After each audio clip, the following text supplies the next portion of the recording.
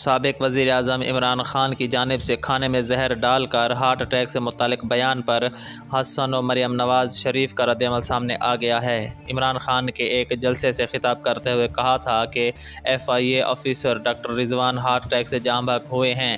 میں جلد یہ بتاؤں گا کہ وہ کون سا زہر ہے جس کو کھانے میں ڈال کر کھلانے سے ہارٹ اٹیک ہو جاتا ہے۔ عمران خان کے اس بیان پر علاج کے لیے پاکستانی جیل سے لندن جانے والے سابق وزیر اعظم عمران خان کے صاحبزادے حسن نواز نے رد عمل دیا اور کہا کہ نیب کی حراست میں نواز شریف کے پلیٹلیٹس گرے جس کی وجہ سے زہر ہو سکتا ہے۔ عمران خان نے اس کا فرانزک ٹیسٹ کیوں نہیں کروایا؟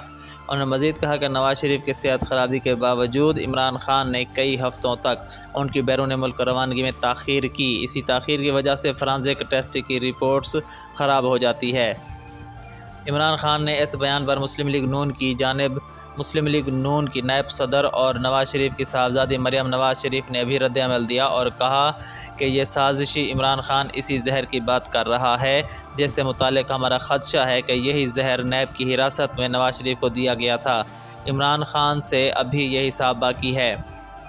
نواز شریف کے ذاتی معالج ڈاکٹر عدنان نے عمران خان کے اس بیان پر رد عمل دیتے ہوئے کہا کہ ماضی قریب میں نواز شریف کو 2 بار ہارٹ اٹیک ہوا، دونوں بار وہ قید میں تھے۔ پہلا اٹیک انہیں راولپنڈی کے اڈیالہ جیل میں آیا جبکہ دوسری بار وہ لاہور کی کوٹ لکھپت جیل میں قید تھے۔ اسی لیے عمران خان اور اس کی حکومت ان دونوں ہارٹ اٹیک کی ذمہ دار ہے۔ رضا بٹ نے کہا یہ جھوٹا شخص اپنے جھوٹوں کی تمام حدود پار کر گیا، آج کہتا ہے کہ کھانے میں ایسا زہر ملایا جاتا ہے جس سے بندہ مر جاتا ہے۔ عمران خان تم بتاؤ تم نے نواز شریف سے کوٹ لکھپت جیل میں کیا کھانا دیا کہ ایک رات میں ہی اتنا بیمار ہو گیا کہ وہ زندگی موت کی کشمکش میں مبتلا ہو گیا؟